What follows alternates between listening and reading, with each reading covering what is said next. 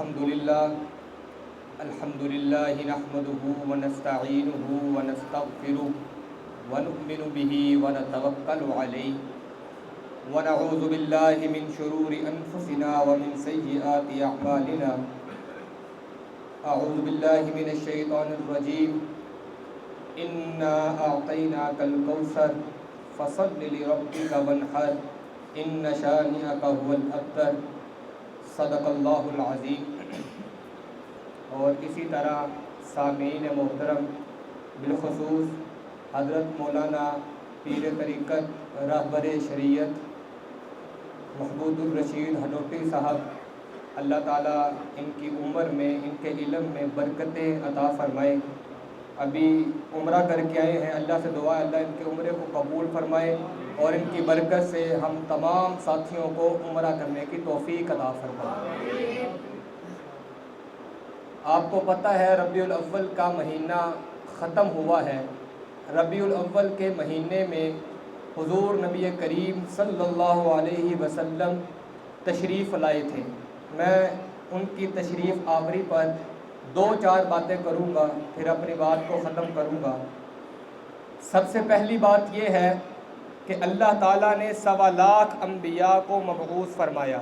حضرت آدم سے لے کر حضرت محمد مصطفیٰ تک 1.25 لاکھ انبیاء مبعوث ہوئے، لیکن حضور نبی کریم صلی اللہ علیہ وسلم کو نکال کر بقایا انبیاء کی ولادت کو دیکھا جائے، بقایا انبیاء کے تعارف اور تذکرے کو دیکھا جائے تو آدم سے لے کر عیسیٰ تک جتنے پیغمبر آئے ہیں ان کا تعارف اور تذکرہ ولادت کے بعد شروع ہوا. پہلے اللہ نے پیدا کیا، پیدا کرنے کے بعد بتایا کہ یہ میرا پیغمبر ہے. پہلے اللہ نے دنیا میں بھیجا، بھیجنے کے بعد بتایا یہ میرا رسول ہے، اس کے ذمے میں نے یہ کام لگائے ہیں. لیکن میں قربان جاؤں اپنے پیارے حبیب حضرت محمد مصطفیٰ صلی اللہ علیہ وسلم پر کہ اللہ نے ابھی زمینوں کو بچھایا نہیں، اللہ نے آسمانوں کو بنایا نہیں، اللہ نے انسانوں کو وجود دیا نہیں، اسی طرح اللہ نے کائنات کے ذرے ذرے کو ابھی نہیں بنایا. اللہ نے عالم ارواح کے اندر 2 اجتماع کیے. پہلا اجتماع اللہ نے انبیاء کا اور غیر انبیاء کا سب کو اکٹھا کر کے اجتماع کیا، جس کا ذکر بھی اللہ نے قرآن میں فرمایا. تمام روحوں کو اللہ نے جمع کر کے فرمایا الست بربکم، بتاؤ کہ میں تمہارا رب ہوں کہ نہیں ہوں. قالوا بلا شہدنا، وہ ساری کی ساری روحوں نے کہا کیوں نہیں، ہم گواہی دیتے ہیں آپ ہمارے رب ہیں. اسی طرح اللہ نے اس کے بعد دوبارہ اجتماع کیا. اس اجتماع کے اندر صرف اور صرف انبیاء تھے، غیر انبیاء نہیں تھے. صرف اور صرف نبی اور رسول تھے، صحابی بھی نہیں تھے. اس نے خطاب کرنے والی اللہ کی ذات تھی، سننے والے انبیاء کرام تھے، اور جس موضوع پر بات ہو رہی تھی وہ ختم نبوت، حضور کی ختم نبوت کی بات ہو رہی تھی. اس کا بھی ذکر اللہ نے قرآن میں فرمایا وَإِذْ أَخَذَ اللَّهُ مِيثَاقَ النَّبِيِّينَ لَمَا آتَيْتُكُم مِّن كِتَابٍ وَحِكْمَةٍ ثُمَّ جَاءَكُمْ رَسُولٌ مُصَدِّقٌ لِّمَا مَعَكُمْ لَتُؤْمِنُنَّ بِهِ وَلَتَنصُرُنَّهُ.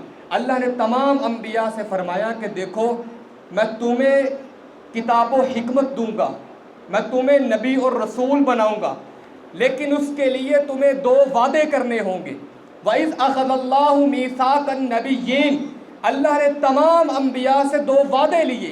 وہ وعدے یہ لیے کہ ثُمَّ جَاءَكُمْ رَسُولٌ، تمہارے دور نبوت کے اندر، تمہارے دور رسالت کے اندر اگر میرا رسول آ جائے، یہاں مطلقاً کہا ثُمَّ جَاءَكُمْ رَسُولٌ، اگر رسول آ جائے. لیکن اس کی تفسیر میں حضرت ابن عباس نے لکھا ہے یہاں سے مراد کوئی اور رسول نہیں تھا، آمینہ کا لال تھا. اللہ نے فرمایا تمہارے دور نبوت کے اندر اگر میرا رسول آ جائے تو تم نے کیا کرنا ہے، لَتُؤْمِنُنَّ بِهِ، تم نے اس پر ایمان لے آنا ہے، وَلَتَنصُرُنَّهُ، اس کی مدد بھی کرنی ہے، نصرت بھی کرنی ہے. اب یہاں پر ایک سوال پیدا ہوتا ہے، علماء کی موجودگی میں اگر کوئی غلطی ہو جائے تو یہ اصلاح بھی فرمائیں گے. وہ سوال یہ ہے کہ یہ اللہ تعالیٰ نے انبیاء سے یہ عہد عالم ارواح میں کیوں لیا؟ یہ سوال ذہن میں آتا ہے. سوا لاکھ انبیاء تو حضور سے پہلے دنیا میں آنے تھے، اللہ پہلے انبیاء کو بھیج دیتے، بھیجنے کے بعد دنیا میں عہد لے لیتے کہ اب تم دنیا میں آ گئے ہو، اب میں تم سے یہ عہد لے رہا ہوں۔ علماء نے لکھا ہے عالم ارواح میں عہد اس لیے لیا، اللہ انبیاء کو بتانا چاہتے تھے، باور کرانا چاہتے تھے کہ اصل میں نبی اور رسول یہی ہے، اصل میں آنا اسی نہیں ہے، تمہیں نبوت اور رسالت اس کے طفیل مل رہی ہے، تمہیں نبوت اور رسالت اس کے صدقے سے مل رہی ہے۔ اور دوسری وجہ یہ لکھی اللہ نے تمام انبیاء سے پہلے عہد لے لیا کہ تم نے میرے پیغمبر کے جانے سے پہلے ماحول بنانا ہے، میرے پیغمبر کے جانے سے پہلے اس کا ڈنکا بجانا ہے کہ جب میرا پیغمبر آ جائے تو اپنی آنکھوں کو فرش راہ کر لینا ہے، جب میرا پیغمبر آ جائے اپنی نبوت کو چھوڑ کر اس کی نبوت کو مان لینا ہے۔ تو یہ میرے پیغمبر کی شان ہے۔ میں اسی طرح اپنی بات کو اختتام کی طرف لے جا رہا ہوں۔ میں نے آپ کے سامنے ایک چھوٹی سی سورت پڑھی ہے، اِنَّا أَعْطَيْنَاكَ الْكَوْثَرَ فَصَلِّ لِرَبِّكَ وَانْحَرْ إِنَّ شَانِئَكَ هُوَ الْأَبْتَرُ۔ یہ آپ سب کو تقریباً یاد ہوتی ہے، علماء کو پہلے یاد ہوتی ہے، عام بندے کو بھی یاد ہوتی ہے، بچے کو بھی یاد ہوتی ہے۔ اب یہ سورت بھی اللہ تعالیٰ نے میرے پیغمبر کی شان میں اتاری ہے۔ ایک چھوٹی سی سورت جسے بچہ بھی یاد رکھتا ہے، یہ سورت بھی اللہ نے میرے پیغمبر کی شان پہ اتاری۔ آس بن وائل ایک کافر تھا، جب میرے پیغمبر کے بیٹوں کا انتقال ہوا اس کافر نے بدبخت نے نعرے لگانا شروع کیے کہ محمد کم نسل ہے، محمد بے نسل ہو چکا ہے، محمد ابتر ہو چکا ہے، اب محمد کی نبوت کو لے کر چلنے والا کوئی نہیں ہے، اب محمد کی نبوت کو آگے پھیلانے والا کوئی نہیں ہے، اس کا تو بیٹوں کا انتقال ہو چکا ہے، اب اس کی بات کو آگے کون لے کر جائے گا؟ کیونکہ عرب کے اندر بیٹیوں کا سلسلہ جو ہوتا تھا اسے معیوب سمجھا جاتا تھا۔ اللہ تعالیٰ نے سورت کو نازل کر کے فرمایا اِنَّا أَعْطَيْنَاكَ الْكَوْثَرَ، محبوب آپ پریشان نہ ہوئیے، ہم عنقریب آپ کو آب کوثر عطا کریں گے، فَصَلِّ لِرَبِّكَ وَانْحَرْ، بس آپ اپنے اللہ کا شکر ادا کرتے ہوئے اللہ کے سامنے اپنے سر کو سجدہ ریز کیجئے، وَانْحَرْ، اور قربانی کیجئے، إِنَّ شَانِئَكَ هُوَ الْأَبْتَرُ، جو آپ کو ابتر کہتا ہے، جو آپ کو کم نسل کہتا ہے، جو آپ کو بے نسل کہتا ہے، حقیقت میں وہی ابتر ہے، حقیقت میں وہی بے نسل ہے۔ وہ 1400 سال پہلے کہنے والا آس بن وائل کا یہ کلمہ تھا کہ محمد تیرا نام لینے والا کوئی نہیں ہوگا، تجھے پوچھنے والا کوئی نہیں ہوگا، تیری نبوت کو پھیلانے والا کوئی نہیں ہوگا۔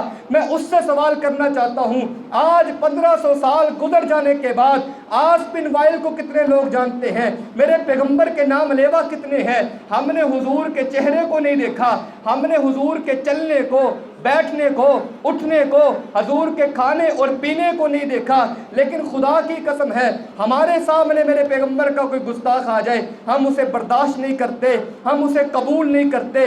تو میرے پیغمبر کی شان یہ ہے کہ اگر کوئی میرے پیغمبر کو برا بھلا کہتا، جواب میں میرے پیغمبر جواب نہیں دیتے تھے، اللہ قرآن اتار کر جواب دیا کرتے تھے۔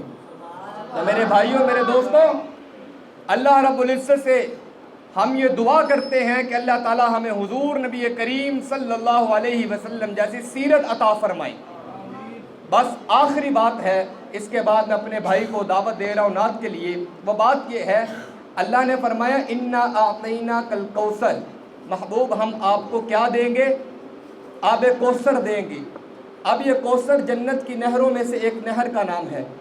علماء نے لکھا ہے کہ اس نہر کے 2 پرنالے میدان محشر میں میدان کی طرف اتریں گے، وہ پرنالوں میں جو پانی پہنچے گا وہ ایک حوض ہوگا، اس حوض میں جمع ہوگا، پھر قیامت کے دن اللہ کے نبی اس حوض کوثر میں سے پانی پلائیں گے اپنی امت کو، اور جو پانی پی لے گا پھر اس کو کبھی زندگی پیاس کی شدت محسوس نہیں ہوگی۔